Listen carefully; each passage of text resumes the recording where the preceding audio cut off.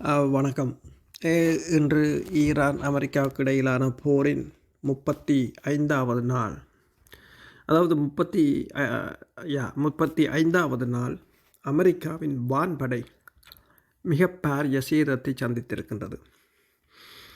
Iran மீதான America மற்றும் Israel கூட்டணி நாடுகளின் இந்த தாக்குதலின் 5வது வாரத்தை எட்டியிருக்கின்ற இந்த நேரத்தில் ஈரானின் படைபலத்தை இந்த நாடுகளால் குறைக்க முடியவில்லை என்பதற்கு மாறாக அமெரிக்கா மற்றும் இஸ்ரேலிய படையினர் பதில் தாக்குதல்களை தடுக்க முடியாது திணறி வருகின்றன என்பதே தற்போதைய கள யதார்த்தமாகும். கடந்த மார்ச் 19ஆம் நாள் அமெரிக்காவின் மிக முக்கிய 5ஆம் தலைமுறை விமானமான F-35 விமானத்தை ஈரான் சுட்டு சேதப்படுத்தியதைத் தொடர்ந்து இந்த மாதம் மற்றும் ஒரு விமானம் சுடப்பட்டிருந்துள்ளது. இந்த தடவை அமெரிக்காவின் விமானத்தின் பாகங்கள் ஈரானுக்குள் வீழ்ந்துள்ளதால் ஈரானின் உரிமை கோரல்களை அதை உறுதிப்படுத்தியுள்ளது. ஈரானிய ஊடகங்கள் வெளியிட்ட காணொலியில் அமெரிக்க வான்படையின் 494வது போர் விமான படைப்பிரிவைச் சேர்ந்த F-15E ஈகிள் ஸ்ட்ரைக் ரக விமானத்தின் சிதைவுகள் தென்படுகின்றன. ஆனால் அதனை F-35 விமானம் என ஈரானிய படையினர் முன்னர் தெரிவித்திருந்தனர். எனினும் விமானத்தின் சிதைவுகள் அது F-15 என்பதையே காட்டுகின்றன. சிதறிக்கிடந்த பாகங்கள் நீண்ட தூர தாக்குதல் பணிகள் மற்றும் வான்வழி போர்களுக்கு பயன்படுத்தப்படும் இரட்டை இயந்திரம் கொண்ட ஸ்ட்ரைக் ஈகிள் விமானத்துடன் ஒத்துப்போகின்றன. இப்போது அமெரிக்காவின் அதிகாரிகளும் F-15 ஈகிள் ரக விமானம் ஈரானுக்குள் வீழ்ந்ததையும் அதில் இருந்த 2 விமானிகளை தேடி கண்டுபிடிக்கும் நடவடிக்கைகளில் அமெரிக்காவின் விமானங்கள் ஈடுபடுவதையும் காணொளிகளாக காட்டிக்கொண்டிருக்கின்றன. இந்த விமானம் அமெரிக்க வான்படையின் முன்னணி தாக்குதல் பிரிவுகளில் ஒன்றான பேந்தர்ஸ் என்று அழைக்கப்படும் 494வது ஸ்பைடர் குவார்டனுக்கு சொந்தமானது. அது பலத்த பாதுகாப்புள்ள இலக்குகளுக்கு எதிரான ஆழமான ஊடுருவும் தாக்குதல் பணிகளுக்காக பயிற்றுவிக்கப்பட்ட படைப்பிரிவாகும். தரையில் உள்ள இலக்குகளை துல்லியமாக தாக்குவதற்கும் அதே சமயம் எதிரி விமானங்களை வானில் எதிர்கொள்வதற்கும் உள்ள திறமைகளை கொண்ட இந்த வான்படை விமானங்களில் F-15 முதன்மையான விமானம். 4ஆம் தலைமுறையான இந்த விமானமானது ஈரானின் உட்பகுதிக்குள் வீழ்ந்துள்ளதால் அதில் இருந்த விமானிகளின் நிலை என்பது குறித்து இதுவரை தகவல்கள் கிடைக்கவில்லை. ஆனால் இப்போது வரும் தகவல்களின் அடிப்படையில் அந்த விமானத்தை மீட்பதற்காக சென்ற 2 பிளாக் ஹாக் HH-60G என்ற உலங்கு வானூர்திகள் ஈரானின் ஏவுகணை தாக்குதலுக்கு இலக்காகியதை தொடர்ந்து அவை பாதுகாப்பாக அருகில் உள்ள நாடுகளில் தரையிறங்கியுள்ளதாக தெரிவிக்கப்படுகின்றது. அதே சமயம் இந்த விமானத்தை தேடி MQ-9 ராப்டர் மற்றும் F-35 ரக விமானங்கள் C-130 ஹெர்குல்ஸ் ரக விமானங்களும் பறப்பதை காணக்கூடியதாக இருக்கின்றது. அதே சமயம் C-130 ஹெர்குல் விமானம் பறக்கும்போது அதாவது ஒளிக்கீட்டுக்களை அதாவது ஃப்ளேயர்ஸை கக்கியவாறு பறந்து கொண்டிருப்பதை பார்க்கக்கூடியதாக இருக்கின்றது. அது என்னத்தை உணர்த்துகிறது என்று சொன்னால் ஈரான் வான் எதிர்ப்பு படையினரின் ஏவுகணைகளிலிருந்து தப்பும் உத்திகளை அந்த விமானம் மேற்கொண்டு வருவதையே காட்டுகின்றது. அதாவது இந்த அமெரிக்காவின் F-15E என்ற இந்த விமானத்தின் இழப்பு என்பது இது 4வது விமானமாகும். இதற்கு முன்னர் அதாவது கடந்த மாதத்தின் முதற் பகுதியில் குவைத்தில் 3 F-15 ஈகிள் ரக விமானங்களை குவைத் வான்படையின் F-18 ரக விமானங்கள் தவறுதலாக சுட்டு வீழ்த்தியதாக அமெரிக்கா தெரிவித்திருந்தது. ஆனால் தற்போது ஈரானின் தாக்குதல்களில் விமானம் ஒன்று ஈரான் பகுதிக்குள் வீழ்ந்தது இது முதலாவது தடவை. ஆனால் அதே சமயம் தற்போதைய தகவல்களின் அடிப்படையில் A-10C வொதோக் என்ற அதாவது தரை தாக்குதல் சப்போர்ட் விமானமும் F-15E ரக விமானம் விழுந்த அதே நேரத்தில் ஹார்முஸ் நீரிணை பகுதியில் வீழ்ந்திருப்பதாக இப்போது NBC செய்தி நிறுவனம் தெரிவித்திருக்கின்றது. இரட்டை இயந்திரம் கொன்ற இந்த விமானத்தில் ஒரு விமானி இருந்ததாகவும் கூறப்படுகின்றது. விமானியை இப்போது தற்போதைய தகவல்களின் அடிப்படையில், அதாவது இஸ்ரேலின் CH-Channel 14 வெளியிட்ட தகவல்களின் அடிப்படையில் இந்த விமானத்தின் ஒரு விமானி மீட்கப்பட்டிருப்பதாக கூறப்படுகின்றது. ஆனால் இதில் பிரச்சனை என்னவென்று சொன்னால், இந்த விமானி எந்த விமானத்தின் விமானி மீட்கப்பட்டார் என்பது குறித்து தெளிவான தகவல்கள் இல்லை. F-15 இருந்தவர்கள் 2 பேர். அந்த 2 பேரில் ஒருவர் மீட்கப்பட்டதாகத்தான் முதலில் தகவல்கள் வந்திருந்தன. ஆனால் அவ்வாறு மீட்பது என்று சொன்னால் ஈரானின் உட்பகுதிக்குள் இறங்கி இருக்க வேண்டும் சிறப்பு படையினர். ஆனால் பிறகு வந்த தகவல்கள் அடிப்படையில் A-10 C ரக விமானத்தில் இருந்த விமானி தான் மீட்கப்பட்டதாகவும், F-15 ரக விமானத்தில் இருந்த விமானிகள் இன்னும் மீட்கப்படவில்லை என்றும், அதை அவர்களை அமெரிக்காவும் தேடிக்கொண்டிருக்கின்றது, ஈரானிய படையினரும் பொதுமக்களுமாக சேர்ந்து தேடிக்கொண்டிருக்கிறார்கள். ஈரான் அந்த விமானிகளை பிடிப்பவர்களுக்கு அல்லது அவர்களை கண்டறிபவர்களுக்கு $60,000 பரிசாக தருவதாக அறிவித்திருக்கின்றது. காணொளிகளில் நீங்கள் பார்க்கும்போது பெருமளவான மக்கள் வேட்டை துப்பாக்கிகள் மற்றது சிறிய ரக ஆயுதங்களுடன் அந்த காடு மலைகள் எல்லாம் தேடிக்கொண்டிருப்பதை பார்க்கக்கூடியதாக இருக்கின்றது. அதே சமயம் இந்த தாக்குதலை பொறுத்தவரையில் அமெரிக்காவுக்கு, அதாவது ஒரே நேரத்தில் 2 முன்னணி விமானங்கள், அதாவது ஹார்மோஸ் நீரிணையில் அமெரிக்கா ஒரு தரையிறக்கத்தை மேற்கொள்ளப் போவதாக செய்திகள் வந்திருந்த நிலையில், அந்த தரையிறக்கத்துக்கு ஆதரவாக க்ளோஸ் கிரவுண்ட் சப்போர்ட் என்று சொல்கிற தரைப்படையினருக்கான கிட்ட இருந்து ஆதரவை வழங்கக்கூடிய A-10C ஒத்தோக் என்ற விமானம் வீழ்ந்திருப்பது இந்த தரை நடவடிக்கைகளை மிகவும் கேள்விக்குறியாக்கி இருக்கின்றது. அதே நேரம் NBC செய்தி நிறுவனம் கூறியிருக்கின்றது,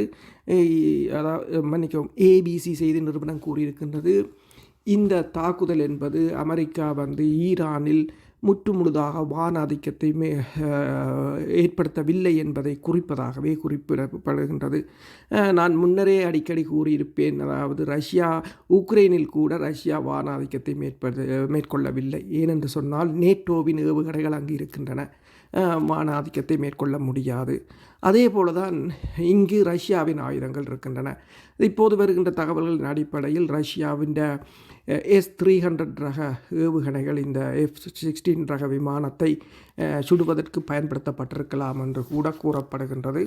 ஆனால் அதே சமயம் இந்த க்ளோஸ் கிரவுண்ட் சப்போர்ட் என்று சொல்கின்ற இந்த உலங்கு வானூர்திகளையோ அல்லது A-10C ரக விமானங்களையோ சுடுவதற்கு ஏற்கனவே ஈரான் ரஷ்யாவிடம் $580 மில்லியன் பெறுமதியில் வெப்ரா ரக ஏவுகணைகளை வாங்கியிருந்தது.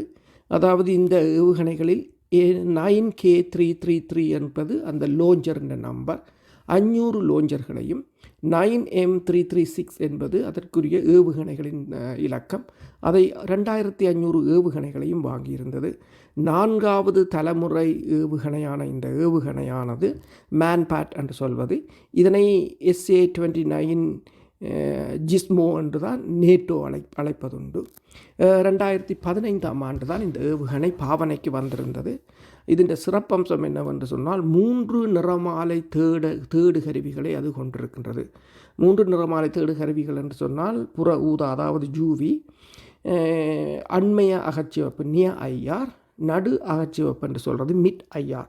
இந்த 3 கதிர்வீச்சுக்களையும் அது இலகுவாக கண்டறியக்கூடியது.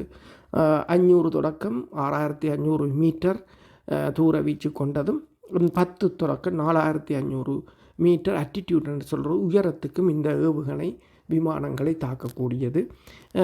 இந்த ஏவுகணைகள் ஈரான் முழுவதும் பரவலாக, அதாவது 500 ஏவுகணைகளும் 2500 அதன் ஏவுகணைகளும் 500 லோஞ்சர்களும் ஈரான் முழுவதும் பரவலாக வைக்கப்பட்டிருப்பதாகவும் கூறப்படுகின்றது. அதாவது இப்போது ஈரானை பொறுத்தவரையில் ஈரான் மிகவும் தனது வான் எதிர்ப்பு படை அணியை மிக நவீனமயப்படுத்தி இருக்கின்றது. அமெரிக்காவின் வான் ஆதிக்கத்தை ஒரு முடிவுக்கு கொண்டு வரும் நோக்கமாகவே இதை பார்க்கக்கூடியதாக இருக்கின்றது. என்று சொன்னால் அமெரிக்காவின் F-35 ரக விமானம் ஈரான் வான்பரப்பில் வைத்து சுடப்பட்டிருந்தது. உண்மையில் ஒரு F-35 ஸ்டெல்த் விமானத்தை எப்படி ஈரான் தாக்கியது என்ற ஒரு கேள்வியை எல்லா படைத்துறை ஆய்வாளர்களிடமும் எழுப்பியிருந்தது. ஏனென்று சொன்னால் ரஷ்யாவின் $1 பில்லியன் ரெடார் அமைப்புகளால் கூட கண்டறிய முடியாதவாறு வடிவமைக்கப்பட்ட ஒரு போர் விமானத்தை ஒரு சிறிய ஈரானிய ஏவுகணை எப்படி தாக்கியது என்ற கேள்விகள் எழுந்திருந்தன. இந்த F-35 ரக விமானம், இந்த ராட்சத விமானம் லாக்ஹீட் மார்ட்டின் நிறுவனத்தின் F-35 லைட்னிங் ஸ்ட்ரைக் 2 என்ற 5ஆம் தலைமுறை விமானத்தின் தலை சிறந்த விமானம். $2 டிரில்லியன் செலவில் 20 ஆண்டுகள் மேற்கொள்ளப்பட்ட முயற்சியின் பலனாகவே அது உருவாக்கப்பட்டது. எதிரிகளின் ரடார்களை தாண்டி சென்று எந்த சிரமமுமின்றி எதிரிக்கு தெரியாமல் தாக்கிவிட்டு வரும் இந்த விமானத்தின் பெறுமதி $110 மில்லியன். அதன் முக்கிய பணி எதிரியின் வான் பாதுகாப்பு அமைப்புகளை அழித்து அவர்களின் வான்பரப்பை தனது ஆதிக்கத்தின் கீழ் எடுத்துக்கொள்வது. அதனை சாதிக்க அது உலகில் மிகவும் அபாயகரமான அதிரகசிய ஸ்டெல்த் தொழில்நுட்பத்தை பயன்படுத்துகிறது. கடந்த 8 வருடங்களில் இந்த விமானத்தை யாரும் ஒருமுறை கூட தாக்கவில்லை. எனவே உலகில் மிகவும் பலமான இந்த ஆயுதத்தின் பலவீனமான புள்ளி என்ன என்பதே தற்போதைய கேள்வி. ரஷ்யாவினாலும் சீனாவினாலும் செய்ய முடியாததை ஈரான் எப்படி செய்து காட்டியது என்ற கேள்விகள்லாம் இருந்தன. தற்போதைய விமான எதிர்ப்பு ஆயுதங்கள் தங்கள் ஏவுகணைகளை வழிநடத்த பெரும்பாலும் 2 வழிகளை பயன்படுத்துகின்றன: ரடார் மற்றும் வெப்பத்தை கண்டறிதல். ஆனால் F-35 விசித்திரமான வடிவம் மற்றும் ரடார் கதிர்களை உறிஞ்சும் இரசாயன பொருட்களை கொண்ட அதன் உடல் அமைப்பு காரணமாக அதை ரடார்களால் வழிநடத்தப்படும் ஏவுகணைகள் தாக்க முடியாது. எனவே S-300 மற்றும் S-400 போன்ற $1 பில்லியன் பெறுமதியான ரஷ்யாவின் ஏவுகணைகள் கூட அதனை குறிவைப்பதற்கு தடுமாறும் என்று கூறுகிறார்கள். அதாவது அனுப்பப்படும் ரடார் சமிக்கைகள் அந்த விமானத்தில் பட்டு திரும்பி வராது, அந்த விமானம் அதை உறிஞ்சிவிடும். ஆனால் F-35 பிராட்ரூ விட்னி 135 என்ற என்ஜின் ஒற்றை இயந்திரம் உலகின் மிகவும் சக்தி வாய்ந்த இயந்திரமாகும். அதனால் அதன் சக்தியுடன் அதிகளவான வெப்பமும் வெளிவருகின்றது. அதுதான் அதன் குறைபாடு. மார்ச் 19ஆம் நாள் அதிகாலை ஈரானிய நேரம் 2:50 மணியளவில் ஈரான் தமது பாதுகாப்புக்காக ரடார்களை நம்புவதற்கு பதிலாக அகச்சிவப்பு தேடுதல் கண்காணிப்பு அமைப்பு, infrared search and track system, IRST என்று சொல்வது, அந்த அமைப்பை பயன்படுத்தியிருந்தது. இந்த அமைப்பு வானத்தில் வெப்ப சமிக்கைகளை தேடி கண்டறிய வல்லது. தேடியது போலவே அன்று ஈரான் இந்த தனது வானத்தை தேடும்போது அவர்கள் தேடியது போலவே இந்த அமைப்பு F-35 வெளிவந்த அதிக வெப்பத்தை கண்டறிந்திருந்தது. இந்த அமைப்பு தானாக எந்த சமிக்கைகளையும் அனுப்பாது. அது விமானத்திலிருந்து வரும் வெப்பத்தை உள்வாங்கிக் கொள்ளும். எனவே இது எந்த சமிக்கையையும் அனுப்பாதபடியால் F-35 விமானத்தின் விமானி தான் குறிவைக்கப்படுகிறார் என்பதை அறியவில்லை. அதன் பின்னர் ஈரான் விமானத்தை தாக்குவதற்கான ஆயுதத்தை தெரிவு செய்தது. அதனை தாக்க ஈரான் தெரிவு செய்த ஏவுகணை SA-38 எனப்படும் 358வது இலக்க ஏவுகணையாகும். இந்த ஏவுகணை ஒரு டாக்டிக்கல், ஒரு தந்திரமான ஏவுகணை. அது ஒரு சாதாரண தரைவான ஏவுகணை அல்ல. அதாவது பாதி தற்கொலை ட்ரோன், அதாவது சூசைட் ட்ரோன் அது தொழில்நுட்பமும் பாதி ஏவுகணை தொழில்நுட்பமும் கொண்டு கலந்து செய்யப்பட்ட ஒரு கலவை. அது மெதுவாக பறந்து ஒரு குறிப்பிட்ட பகுதியை சுற்றி 8 வடிவில் வட்டமிட்டு கொண்டு நிற்கும். அதன் ஒளியியல் மற்றும் வெப்ப உணர்திறன் கருவிகள் பொருத்தப்பட்டிருக்கும் அந்த ஏவுகணையில். அதாவது அது இலக்குக்காக வானில் காத்திருக்கும் ஒரு ஏவுகணை. விமானத்தின் வெப்பம் அதில் பட்டதும் அடுத்த நொடியே இலக்கை நோக்கி பாய்ந்துவிடும். மேலும் தரையிலுள்ள அகச்சிவப்பு உணர்திறன் கருவிகளை கொண்டும் இந்த 358வது ஏவுகணையை வழிநடத்த முடியும். ரடார் எச்சரிக்கை இல்லை என்பதற்காக F-35 விமானத்தை இலகுவாக தாக்க முடியாது. அந்த விமானத்தில் மிகவும் மேம்பட்ட பரவலாக்கப்பட்ட துளை அமைப்புகள் பொருத்தப்பட்டுள்ளன. அதாவது super advance distributed aperture system என்று சொல்வது DAS. அதில் 6 அகச்சிவப்பு கேமராக்கள் உள்ளன. அவை விமானத்தை சுற்றி 360 பாகையில் பார்வையை அளிக்கும்.